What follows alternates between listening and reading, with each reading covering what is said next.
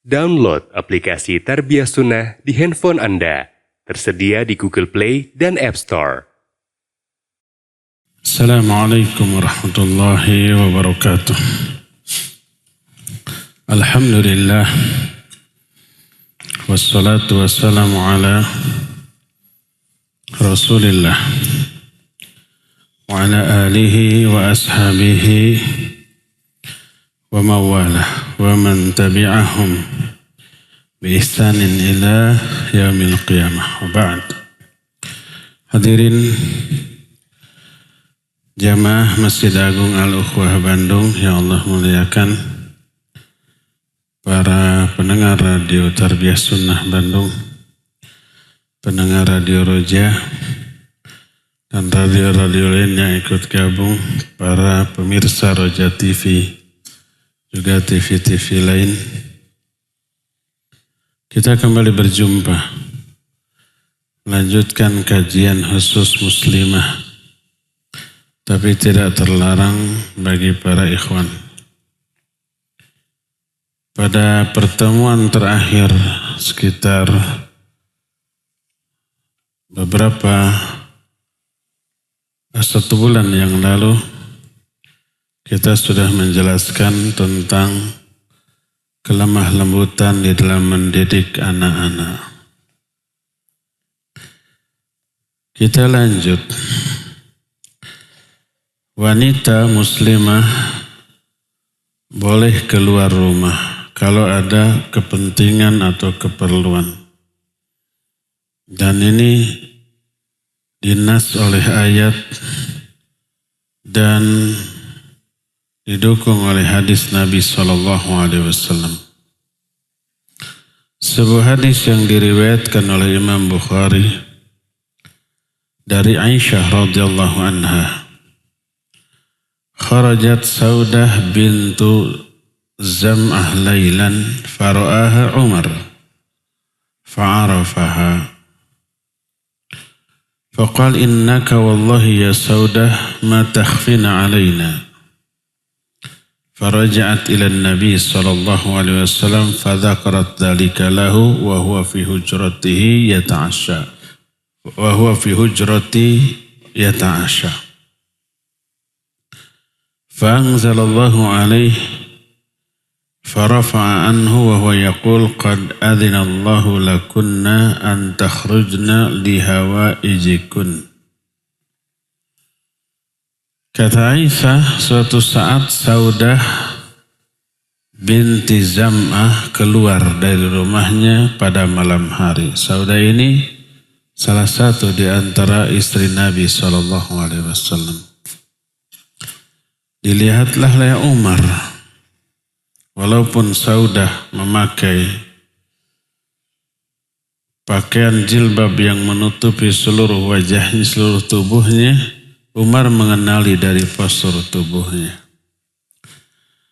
Kata Umar, demi Allah, engkau adalah Saudah, tidak samar lagi bagi kami.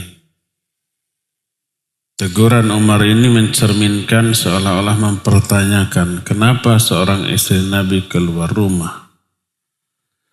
Pulanglah Saudah itu kepada Nabi SAW lalu menceritakan peristiwa ini. Saat itu Nabi berada di rumahku, di kamarku, sedang makan malam.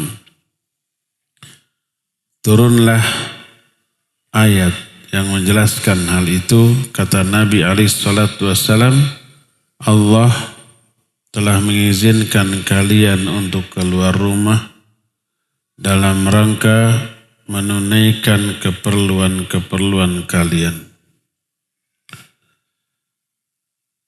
Hadis ini menjelaskan dibolehkannya wanita keluar kalau ada keperluan.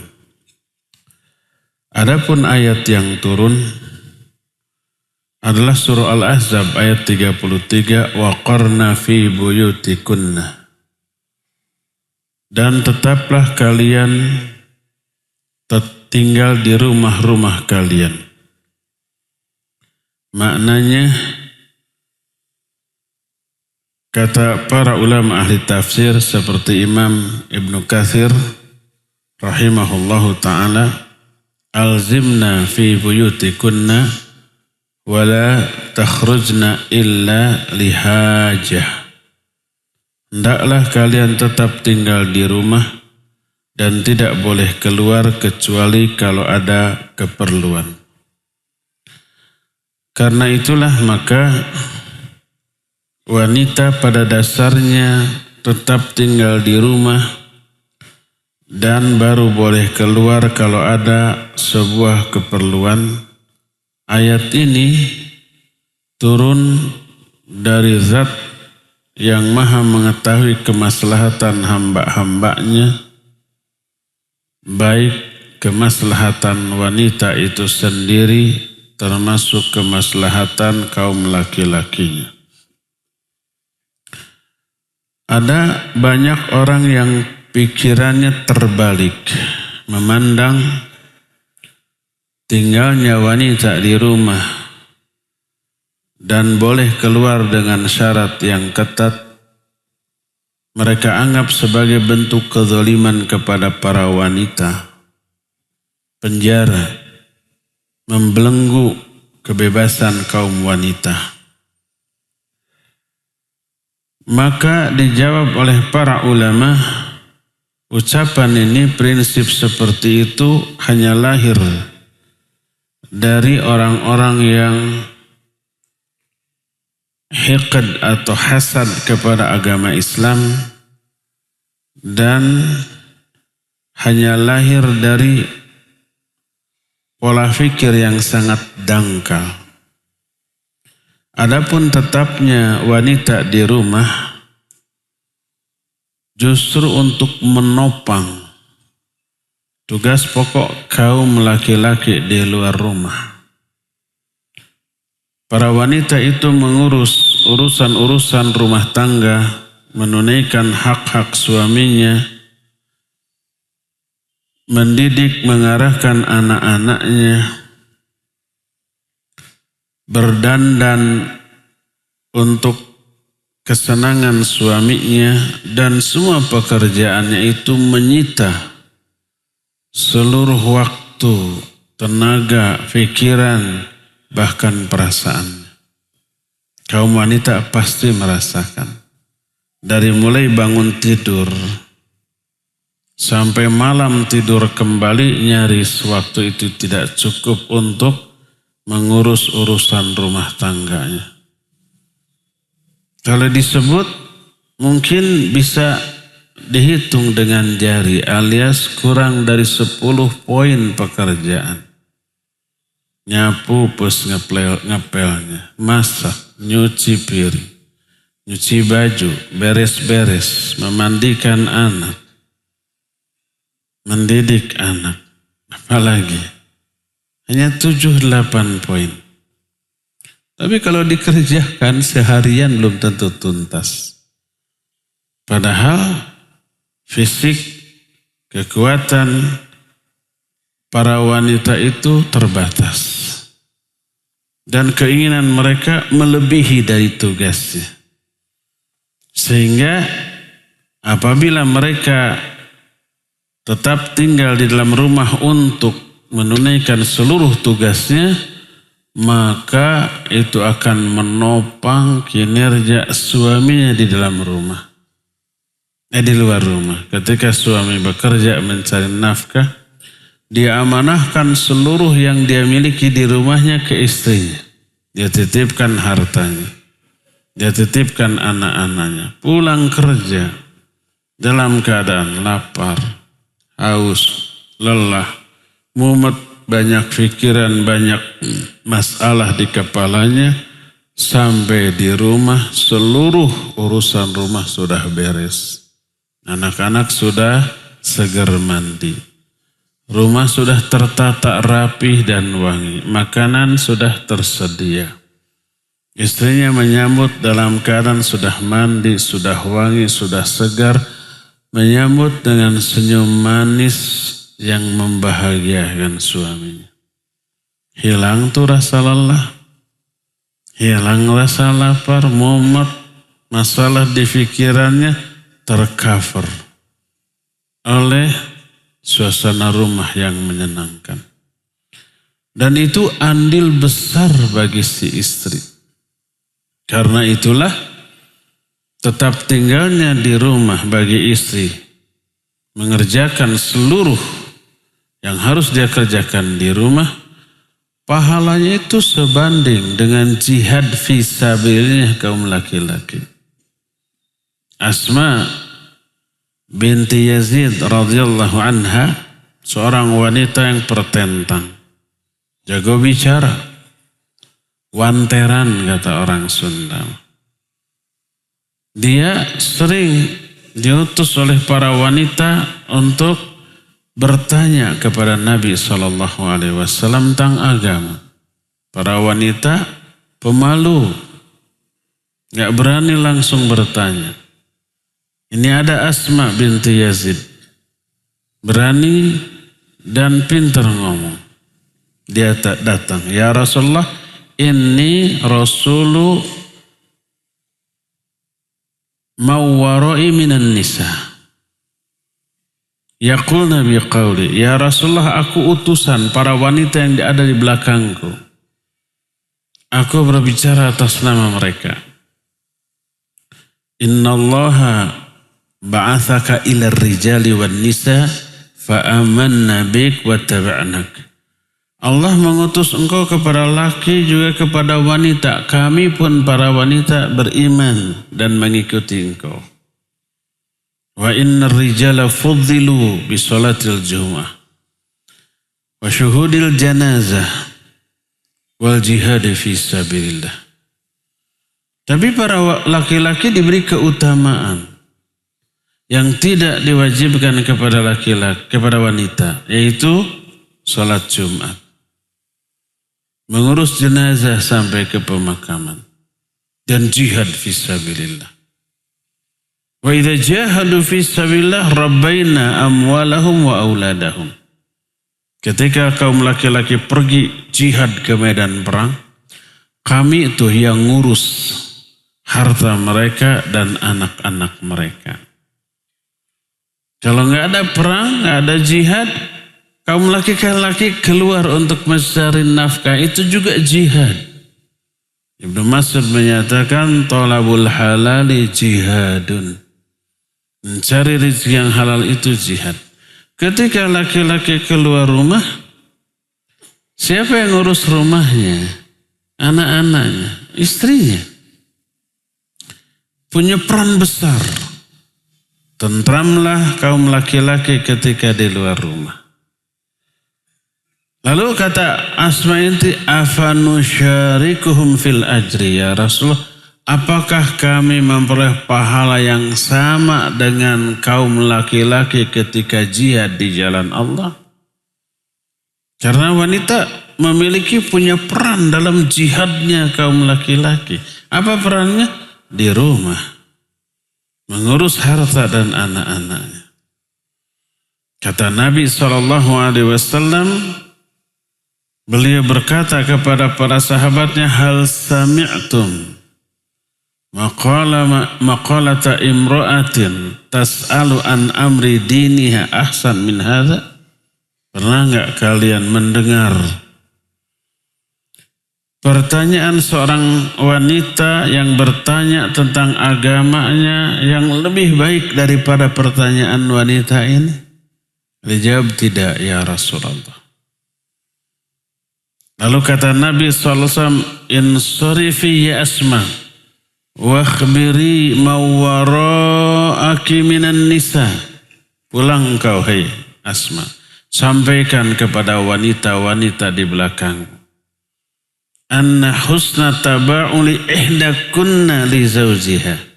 Bahwa bagusnya sikap kalian kepada suami-suami. Dan ikhtiar usaha kalian untuk selalu mencari keridhaan dan menyenangkan suami-suaminya. Ta'dilu kullama dzakarti, itu pahalanya sebanding dengan pahala amalan laki-laki yang kamu sebutkan tadi.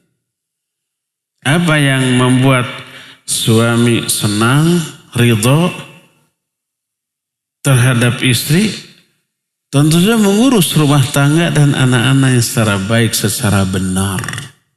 Itulah medan jihadnya kaum perempuan. Dan untuk itu diperintahkan kaum wanita itu untuk tinggal di rumah.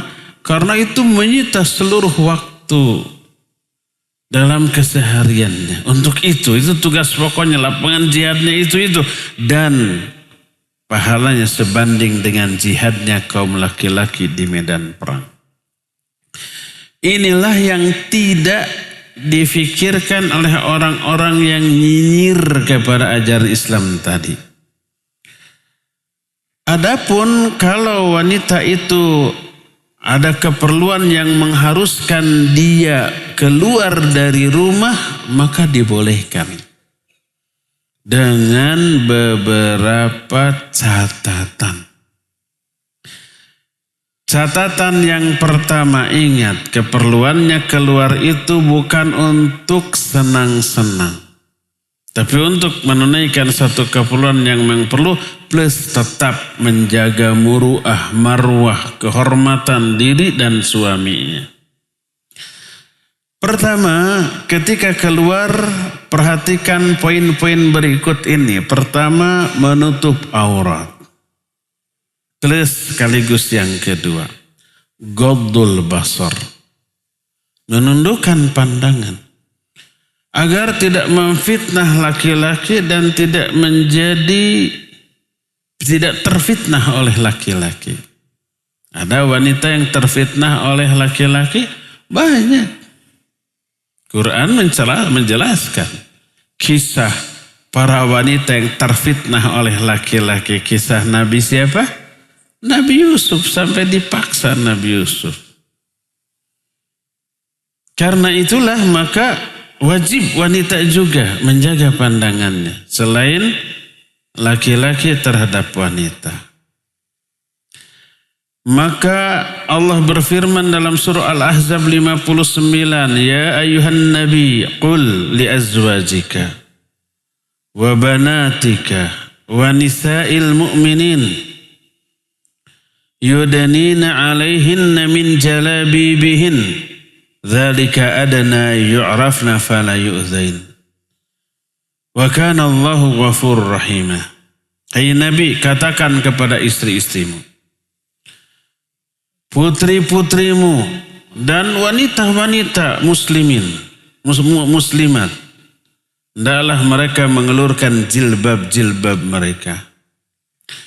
Yang demikian itu agar mereka itu mudah dikenal. Bukan dikenal pribadinya. Justru dengan dicadar jadi tidak dikenal ini teh siapa. Tapi dikenal kehormatannya bahwa ini wanita mukminah. Fala yu'dzain, lalu tidak diganggu. Itu ayat yang pertama yang menjelaskan wanita ketika keluar rumah itu harus menutup auratnya dengan mengenakan jilbab. Kedua, dalam surah An-Nur ayat 60 Allah ada mengecualikan. Allah menyatakan wal qawaidu minan nisa'i allati la yarjuna nikahan falaysa 'alaihinna junahun ay yadhna thiyabahun ghairu mutabarrijatin bizinah wa ayyasta'fifna khairul lahun wallahu sami'un alim. Dan wanita-wanita yang sudah tua. Makna sudah tua tidak haid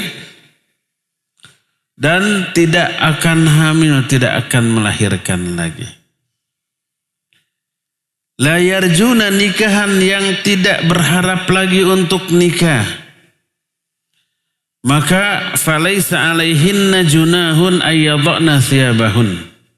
Tidak apa-apa bagi mereka, tidak dosa bagi mereka untuk menanggalkan pakaian-pakaian mereka. Ghairu mutabarrijatin bizinah, tanpa bertabarruj dengan perhiasannya. Boleh membuka pakaiannya. Kalau begitu telanjang, tidak. Ketika menerangkan ayat ini, para ulama ahli tafsir seperti Imam Ibnu Jarir At-Tabari, Imam Ibnu Katsir. Wanita itu mengenakan pakaian 2 rangkap. Pertama ad-dir'u. Ad-dir'u itu pakaian dalam yang biasa dipakai di rumah. Tertutup dan ada kerudung bagian dalam. Yang kedua jilbab. Jilbab itu kadang-kadang berupa pakaian yang longgar, begitu ada kondisi darurat, ada laki-laki dadakan, langsung diambil, langsung ditutupkan ke seluruh tubuhnya yang tadinya sudah memakai pakaian dalam. Itu ad-dir'u namanya. Ad-dir'u mungkin model daster kita yang biasa dipakai di rumah dan ada kerudung. Kerudung di bagian dalam. Pas keluar pakai jilbab, 2 rangkap. Sehingga untuk wanita tua boleh ketika keluar membuka jilbab luar masih ada pakaian dalam. Dan tidak bertabarruj dengan perhiasannya. Tapi apabila mereka memelihara diri dengan tetap keluar mengenakan jilbab, itu lebih baik bagi mereka. Dan sesungguhnya Allah Maha mendengar dan Maha mengetahui. Yang dimaksud dengan falaisa alaihinna junahun ayyadhna thiyabahunna diterangkan oleh para ulama athiyabul lati takunu ala zahiril badan kal jilbab wa nahwihi la thiyab allati ala al-aurah al-khassah wa innama jaza lahunna dhalik linsirafil anfus anhunna idla rugbata lirajul fihinna fa'ahbaha Allah subhanahu lahun ma lam yubihu li ghairihinna. Yang dimaksud mereka tidak berdosa menanggalkan pakaian-pakaian mereka, maksudnya pakaian yang menutupi seluruh badan seperti hijab, jilbab, bukan pakaian dalam yang menutupi aurat. Auratnya tetap tertutup. Dan ini dibolehkan karena tidak adanya minat laki-laki kepada dia karena kondisi fisiknya, sudah tua, sudah keriput. Dan tidak ada minat dari wanita itu kepada kaum laki-laki karena ketuaannya. Syahwatnya sudah hilang atau mengecil. Boleh Allah membolehkan bagi wanita yang seperti ini keluar tanpa jilbab dengan tetap memakai kerudung bagian dalam dan pakaian di dalam, dan tidak dibolehkan bagi wanita-wanita yang masih muda. Ghaira mutabarrijatin bizinah, tanpa bertabarruj dengan perhiasannya, maknanya ghaira mudhahirat lizinah allati umirna bi ikhfaiha, tanpa menampakkan perhiasan yang wajib disembunyikan. Maka tidak boleh umpamanya memakai perhiasan, gelang, kalung yang terlihat, karena itu disembunyikan. Kalung masih tertutup oleh kerudung dalam dan pakaian. Gelang masih tertutup dengan lengan baju. Begitulah ya. Inilah ayat yang kedua yang menjelaskan ketika wanita keluar rumah maka menutup aurat. Wa min mafhumil ayah yustafad anna allati lasna biqawaid fala yajuzu lahunna wad'u thiyabihin. Dari ayat ini difahami wanita yang belum tua, masih punya daya tarik dan masih memiliki ketertarikan kepada lawan jenis, tidak boleh bagi mereka keluar rumah dengan melepaskan jilbabnya. Jadi jilbab itu pakaian rangkap setelah memakai pakaian dalam. Ayat yang ketiga. Surah An-Nur ayat 31, Allah menyatakan qul lil mu'minati yaghdudna min absarihin wa yahfazna furujahun ولا يبدين زينتهن إلا ما ظهر منها وليضربن بخمورهن على جيوبهن ولا يبدين زينتهن إلا لبعولتهن أو آبائهن أو آباء بعولتهن أو أبنائهن أو أبناء بعولتهن أو إخوانهن أو بني إخوانهن أو بني أخواتهن أو نسائهن أو ما ملكت أيمانهن أو التابعين غير أولي الإربة من الرجال أو الطفل الذين لم يظهروا على عورات النساء ولا يضربن بأرجلهن ليعلم ما يخفين من زينتهن وتوبوا إلى الله جميعا أيها المؤمنون لعلكم تفلحون. Katakan kepada wanita-wanita mukminat, hendaklah mereka itu menundukkan pandangan-pandangan mereka. Kaum wanita juga disuruh menundukkan pandangan dan memelihara menjaga faraj-faraj mereka. Dan tidak boleh mereka menampakkan perhiasannya kecuali yang biasa nampak. Yang dibiasa nampak itu ada dua. Pertama, jilbab itu sendiri, pakaian itu sendiri adalah perhiasan. Tapi perhiasan ini yang berupa pakaian tidak mungkin disembunyikan. Disembunyikan dari apa? Gimana caranya? Allah menyatakan, ya bani Adam qad anzalna alaikum libasa yuwari sawatikum warisha. Hai bani Adam, sungguh telah aku turunkan kepada kalian pakaian untuk menutupi aurat dan sebagai perhiasan. Dua fungsi pakaian, menutup aurat juga perhiasan. Dan perhiasan dalam bentuk pakaian berupa jilbab adalah hal yang enggak bisa disembunyikan. Ini boleh. Wala yubdina zinatahunna illa ma dhahara minha. Ya, boleh wanita menampakkan perhiasan kecuali yang memang biasa nampak, yang tidak mungkin bisa disembunyikan. Contohnya adalah pakaian. Ini makna yang pertama dari illa ma dhahara minha. Kedua, aurat yang nampak secara tidak disengaja.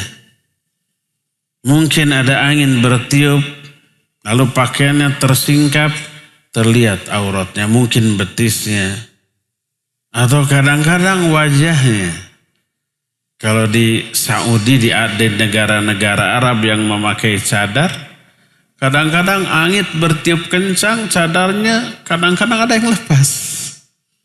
Minimal tersingkap, kelihatan. Itu tidak sengaja. Itu yang dimaksud illa ma dhahara minha. Atau ketika naik kendaraan, naik ke mobil, mengangkat kakinya, tersingkap betisnya.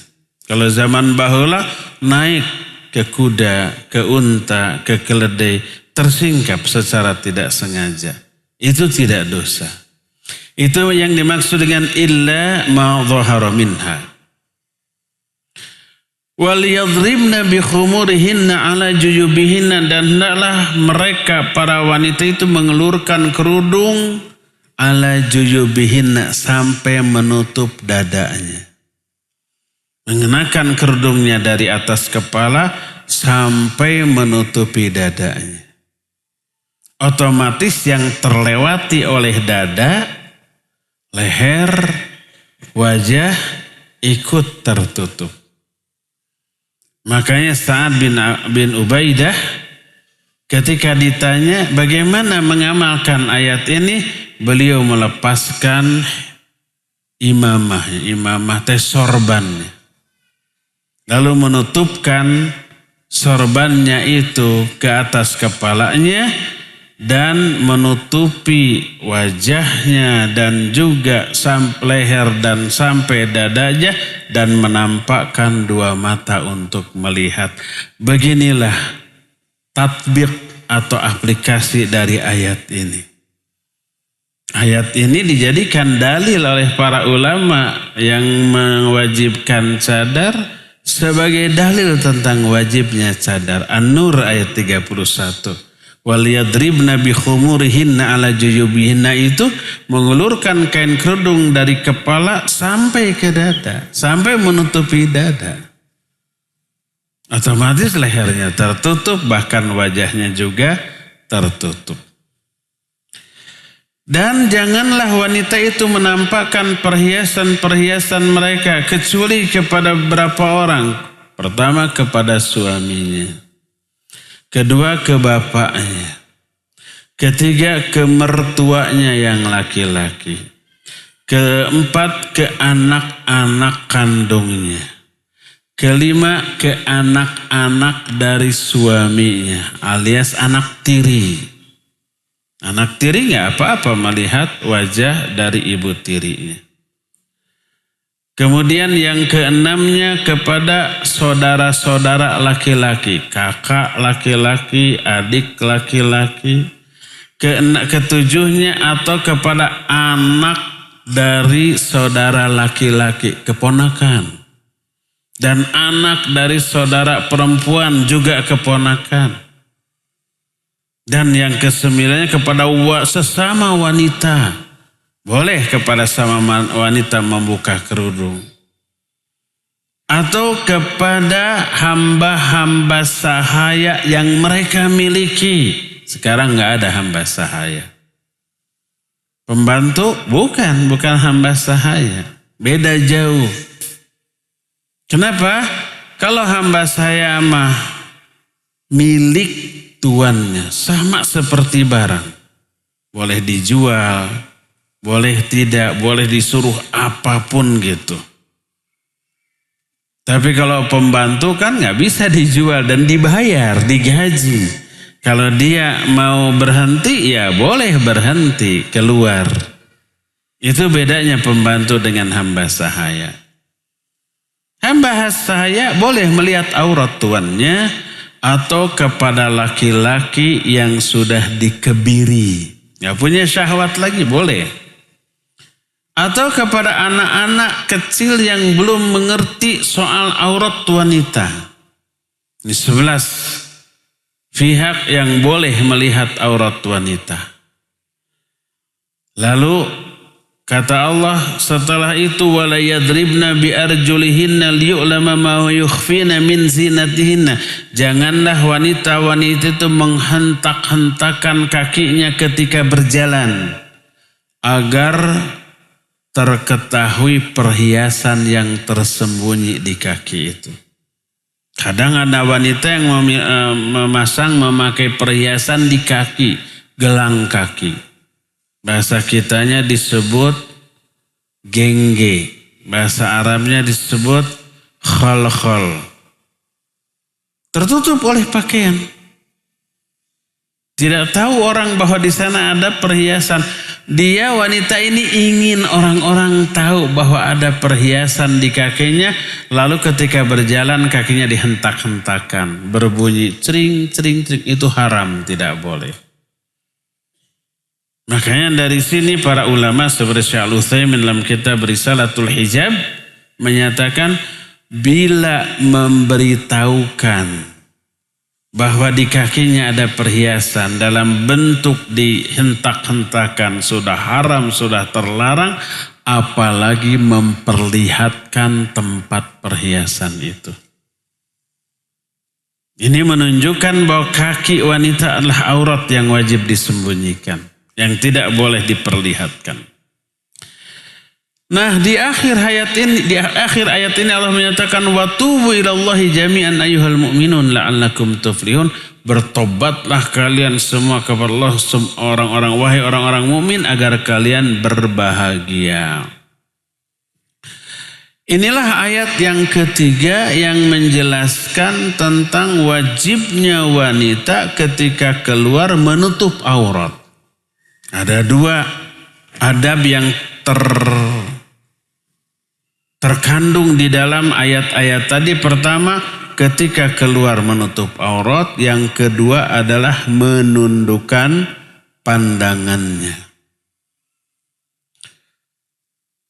Berdasarkan hal itu, ketika wanita keluar rumah, terus mereka tidak memperhatikan adab ini, membuka aurat atau bertabarruj, atau tidak menundukkan pandangan, maka dipastikan dia terjerumus ke dalam banyak keburukan. Terlebih wanita yang keluar dari rumah tersebut diincar oleh setan. Untuk apa? Dihiasi agar nampak indah dalam pandangan laki-laki yang melihatnya.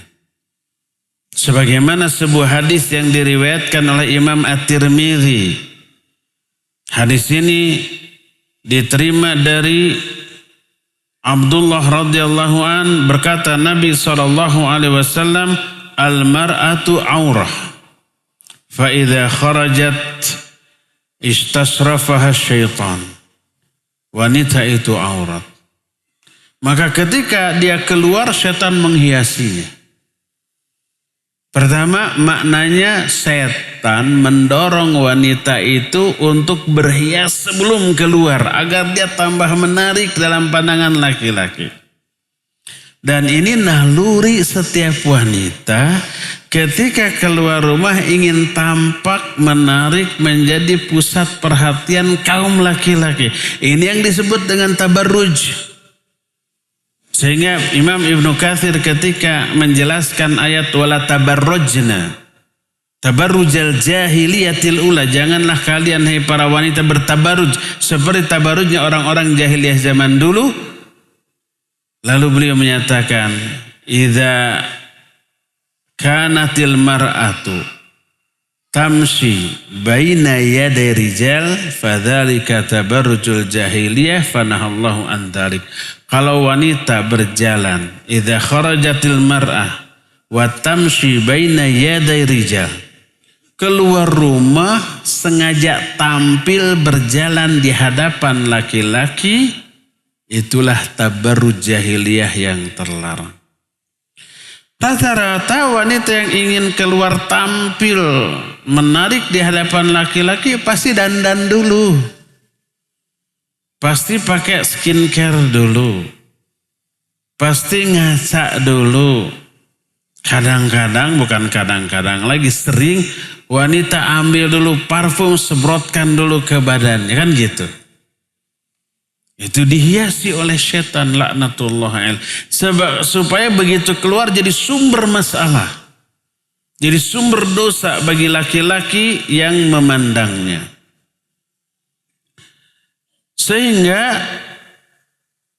apa yang dilakukan oleh para wanita sebelum keluar rumah, maka digunakan oleh setan sebagai media untuk menjadi godaan dan gangguan bagi kedua belah pihak. Bagi wanitanya itu sendiri dan bagi kaum laki-laki yang akan melihat setelah dia keluar rumah, maka lahirlah keburukan dalam masalah ini.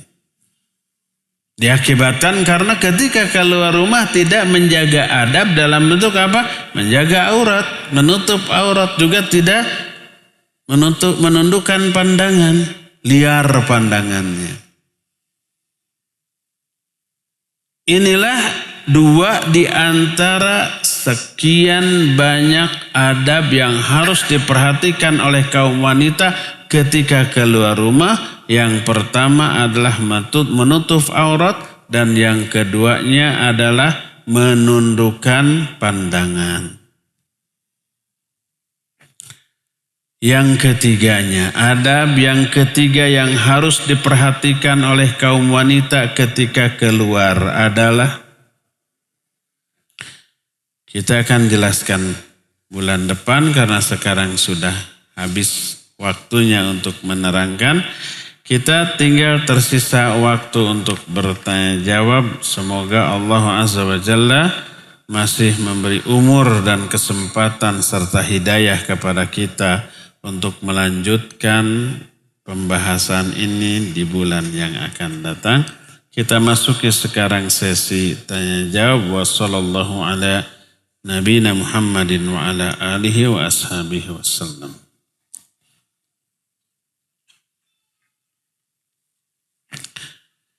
Pertanyaan pertama dari Ahwat nih. Pertanyaan sekaligus laporan. Assalamualaikum waalaikumsalam. Kalau sudah cerai dalam masa iddah boleh nggak ke majelis ilmu? Bukan ke majelis ilmu atau tidaknya, keluar rumah atau tidaknya ya. Kalau majelis ilmunya dalam rumah boleh, keluar rumah tidak boleh. Allah Azza wa Jalla menyatakan dalam surah At-Talaq, wala la tukhrijuhunna min buyutihinna wa la yakhrujna illa ayyatina bifahishati mubayyinah wa tilka hududullah. Jangan kalian suruh keluar istri-istri yang sudah kalian talak. Dan janganlah mereka itu dibiarkan keluar rumah. Disebut wala yakhrujna min buyutihinna. Jangan sampai wanita itu keluar dari rumah-rumahnya. Kata Syekh Al-Utsaimin rahimahullah, disebut min buyutihinna, bukan min buyutikum. Jangan keluar dari rumah-rumahnya, bukan rumah-rumah kalian sebagai suaminya, bukan. Padahal itu rumah suaminya. Tapi rumah itu masih dinisbatkan kepada istri yang sudah ditalak, seolah-olah itu masih menjadi rumah hak dia. Karena istri yang sudah dicerai, hakikatnya dia masih istri dari suami yang menceraikannya sampai masa iddah selesai. Maka selama masa iddah, wanita yang sudah ditalak itu tetap tinggal di rumah suami. Tidak boleh diusir, tidak boleh keluar, kecuali kalau dia sudah nyata-nyata melakukan perbuatan keji yang nyata. Baru boleh diusir dari rumahnya. Kalau tidak, tetap berada di dalam rumah dari suaminya sampai masa iddah selesai. Kalau masa iddah selesai tidak rujuk, keluar dari rumah suami. Kalau mau kembali, kalau talaknya baru satu, boleh kembali, tapi dengan akad nikah yang baru. Tapi kalau selama masa iddah ternyata rujuk kembali, sudah nggak perlu akad. Kembali saja sebagai suami istri berarti sudah satu talak, satu rujuk. Dihitung tuh, ya. Karena itu selama masa iddah tetaplah wanita di dalam rumahnya. Wallahu a'lam. Bagaimana medan jihad bagi seorang istri yang belum memiliki anak? Sama. Selain mengurus anak aja. Ngepel, nyuci baju, nyupir, nyuci piring maksudnya. Beres-beres, gitu saja. Kalau sudah beres semua, nggak ada anak, suami kerja, bisa murojaah, mau nambah hafalan, baca Quran, baca buku, dengar kajian. Boleh keluar, boleh dengan izin suami tadi, ya. Apalagi sekarang mudah, bisa telepon, bisa WA, bisa SMS, bisa dengan media sosial.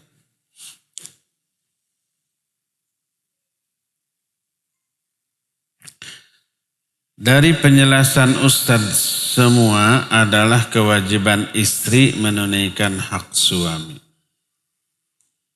Yang ingin saya tanyakan, bagaimana hukumnya bagi rumah tangga saya?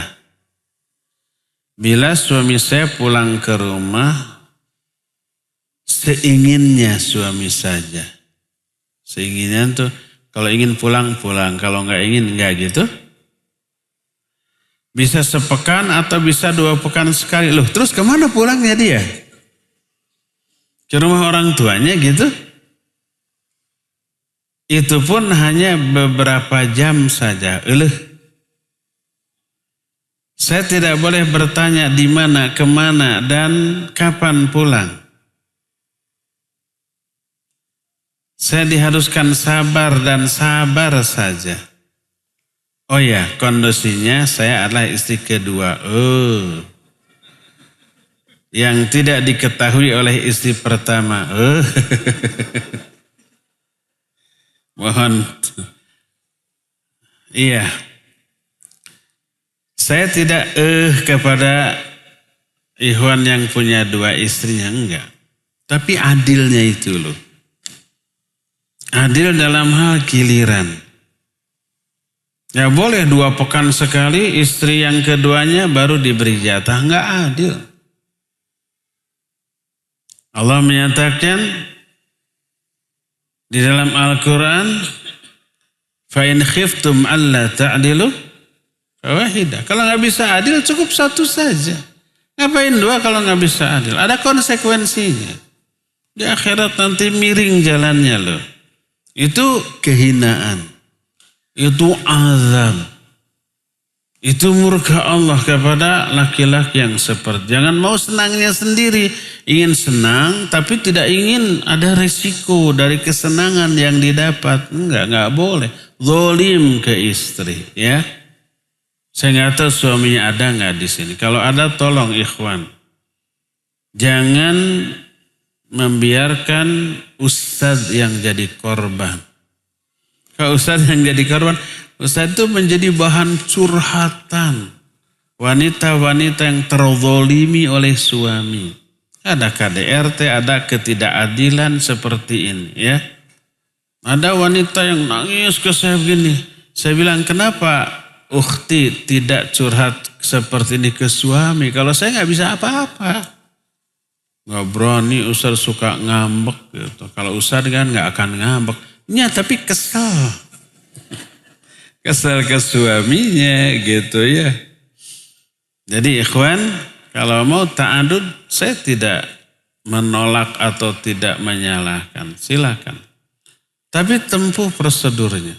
Tunaikan hak dari kedua istri secara adil. Secara syar'i kalau sirri gitu sah. Tidak punya surat nikah untuk istri yang kedua. Sah. Tapi zalim. Kenapa zalim? Sebab nanti kalau tidak punya surat nikah, maka istri kedua ini terzolimi hak-haknya kalau ada beberapa kasus. Kalau suaminya mati, dia nggak dapat warisan. Harusnya dapat.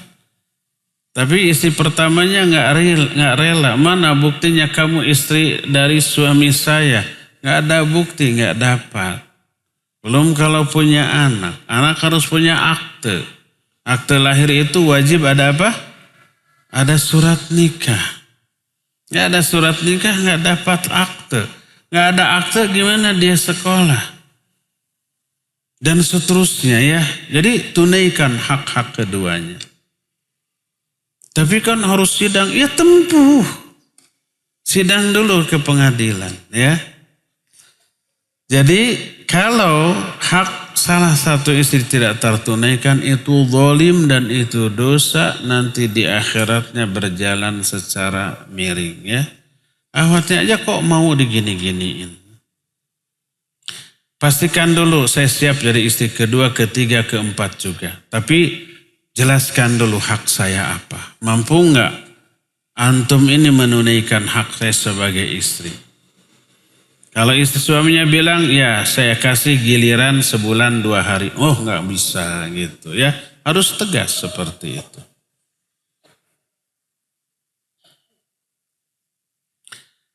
Benarkah jika waktu bekerja membantu suami itu akan menghambat rezeki suami? Not kerjanya dari rumah online. Wanita boleh bekerja keluar rumah dengan beberapa syarat. Syarat pertama seizin walinya. Kalau dia masih gadis, seizin ayahnya. Kalau dia sudah nikah, seizin suaminya. Kedua,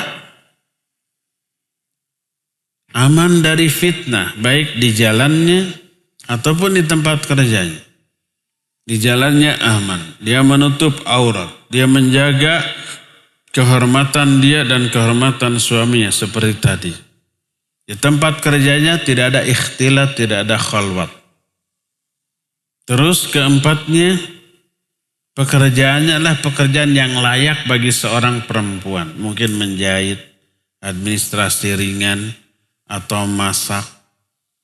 Jangan sampai jadi tukang tembok, jadi tukang pasang kabel listrik naik ke atas.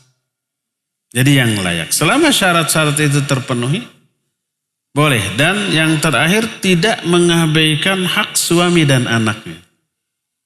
Hak suaminya tetap terpenuhi, hak anak-anaknya juga tidak terabaikan, maka dibolehkan. Ya.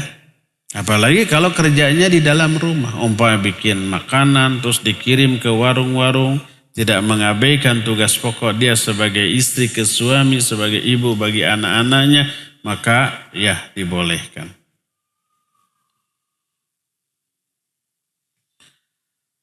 Saya seorang istri yang belum dikaruniai anak lagi. Berarti sudah punya kalau pakai lagi.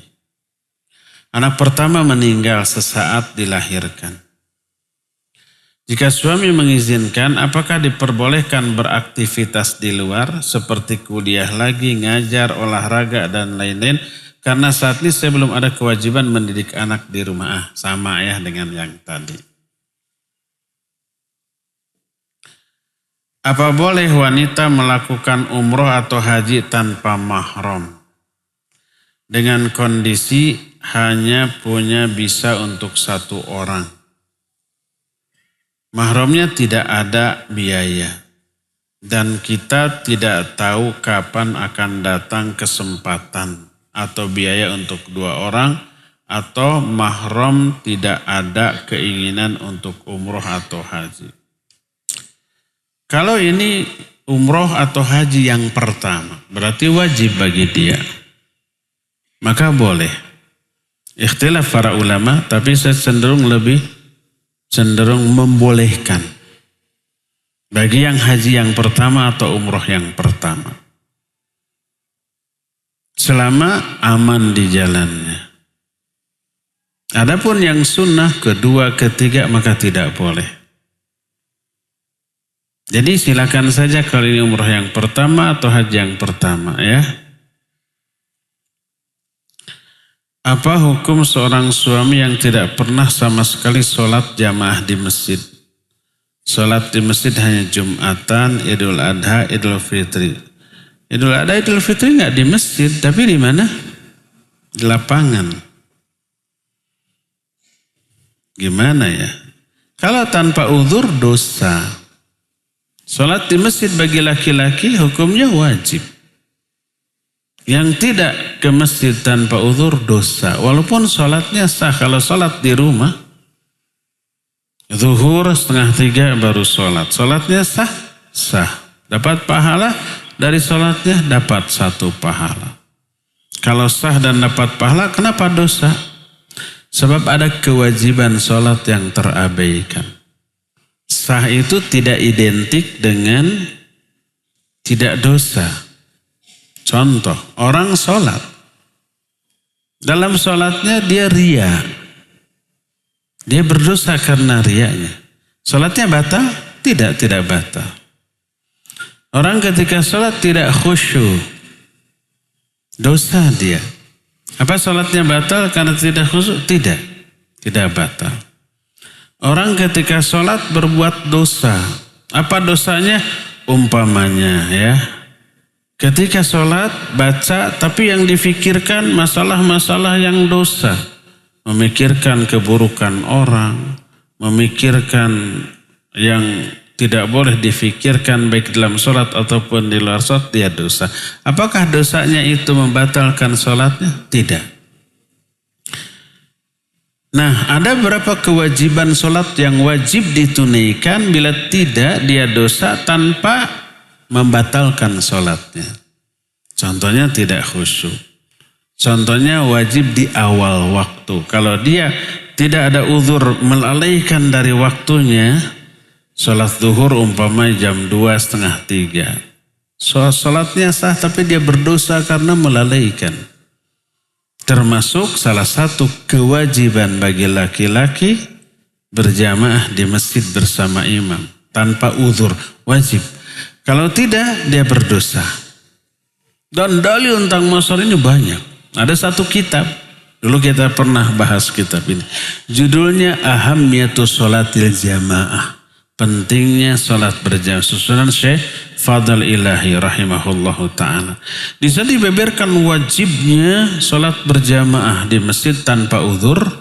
Dan banyak dari Al-Quran dan Sunnah. Salah satunya adalah Al-Quran. Yauma yukshafu an saqin wa yud'auna ila sujud fala yastati'un. Pada hari kiamat Allah menyingkapkan betisnya. Disuruhlah manusia untuk sujud. Tapi mereka tak mampu sujud. Ingin sujud tapi tak bisa. Jadi badannya itu mengeras, tidak bisa membungkuk apalagi sujud. Kenapa? Siapa mereka itu? Nah, oleh Allah disebutkan di ayat berikutnya waqad kanu yud'auna ila sujud wa hum salimun. Dulu ketika di dunia mereka dipanggil untuk sujud dalam keadaan mereka mampu sujud. Di dunia bisa sujud tapi tidak mau, di akhirat mau sujud tapi tidak bisa. Balasan. Nah, salah satu penjelasan dari ayat ini, orang yang tidak bisa sujud di akhirat ketika diperintahkan adalah orang yang tidak menghadiri sholat berjamaah di masjid. Para Allah memanggil hayya ala sholah, hayya ala falah itu bukan sekedar panggilan sholat saja, tapi panggilan sholat berjamaah di masjid. Sampai ada seorang orang sahabat buta, Ibnu Ummi Maktum. Ya Rasulullah, sungguh saya ada 6 uzur. Pertama, saya buta. Kedua, tidak ada penuntun dari rumah ke masjid. Yang ketiga, jaraknya jauh. Keempat, disebut qad dha'ufa 'azmi. Tulang punggung saya itu sudah lemah. Sudah tua. Kelimanya, banyak batu atau lubang di jalan, bisa terprosok. Keenam, saat itu masih ada binatang-binatang buas berkeliaran. Apa boleh saya sholat di rumah?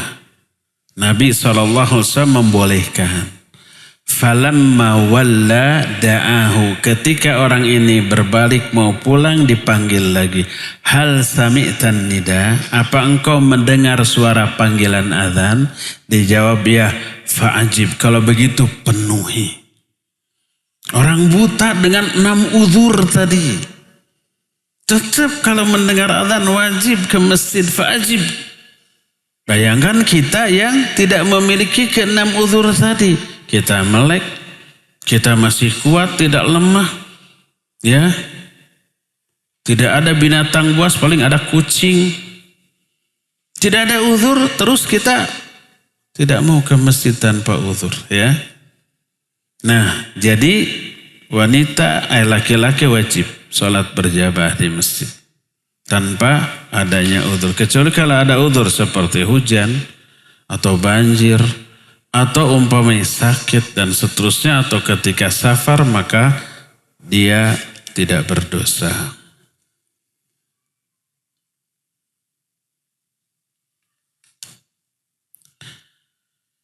Cara bertobat atas kekeliruan di masa lalu karena kurangnya ilmu dan lingkungan yang mendorong untuk bermajlis khurafat atau kebid'ahan. Cara tobatnya, pertama, berhenti dari kesalahan itu. Kedua, menyesal. Ketiga, bertekad tidak mengulang lagi, tidak akan datang-datang lagi. Keempat, cepat lakukan sebelum nyawa ada di tenggorokan, sebelum sakarat. Kelimanya, cepat lakukan sebelum matahari terbit dari barat. Dan yang terakhir, yang keenamnya, niat ikhlas ketika tobat. Bukan karena kepentingan dunia, bukan karena ingin dipuji, karena apresiasi orang, bukan. Tapi lillahi ta'ala, ya.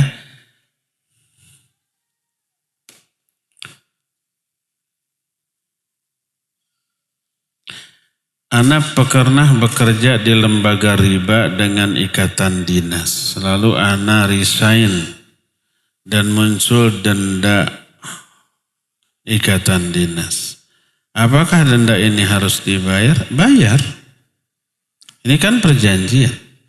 Al-muslimuna ala syurutihim. Ya.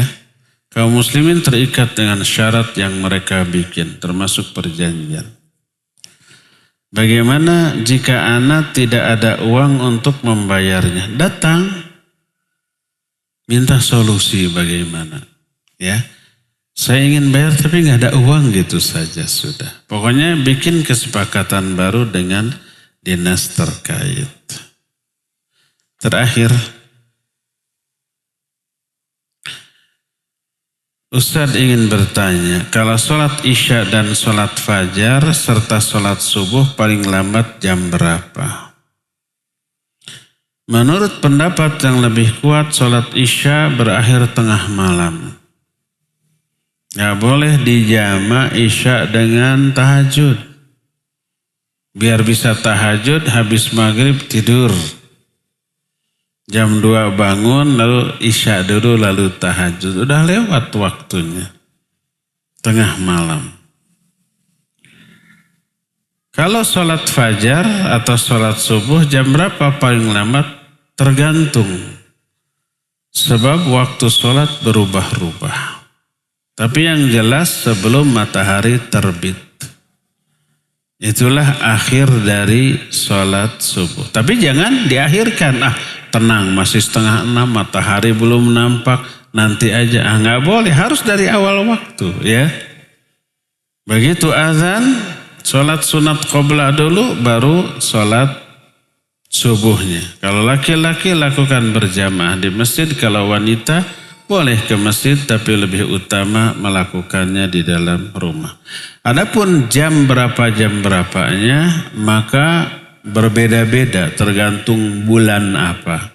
Antara musim kemarau dan musim hujan beda. Antara musim panas dengan musim dingin beda.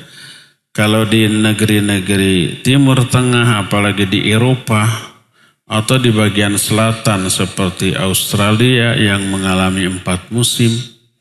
Musim dingin itu malamnya lebih panjang daripada siangnya. Kalau musim panas sebaliknya, malamnya lebih pendek. Sekarang bulan Agustus, di daerah Timur Tengah ataupun Eropa, pokoknya bagian utara dari dunia ini, sekarang musim panas. Di Arab Saudi, sholat subuh itu jam 4:30 lah. Tapi sholat maghribnya jam 7. Sholat isyanya 8:30. Jadi beres sholat isya 9:30 itu rasanya pendek malamnya itu. Tapi sebaliknya kalau bulan mulai November, Desember, Januari itu malamnya lebih panjang daripada siangnya ya. Jadi jamnya itu berbeda-beda tergantung musim. Termasuk di Indonesia jadwal sholat berubah-ubah ya. Tapi yang jadi patokan bukan jam berapa, tapi lihat matahari sudah terbit apa belum. Kalau sudah terbit, habis waktu untuk sholat subuh. Ya. Cukup ya sampai di sini. Insyaallah besok kita jumpa kembali di waktu dan tempat yang sama membahas masalah tauhid. Subhanakallahum bihamdik asyhadu an la ilaha illa anta astaghfiruka wa atubu ilaik. Walhamdulillahirabbil alamin. Wassalamualaikum warahmatullahi wabarakatuh.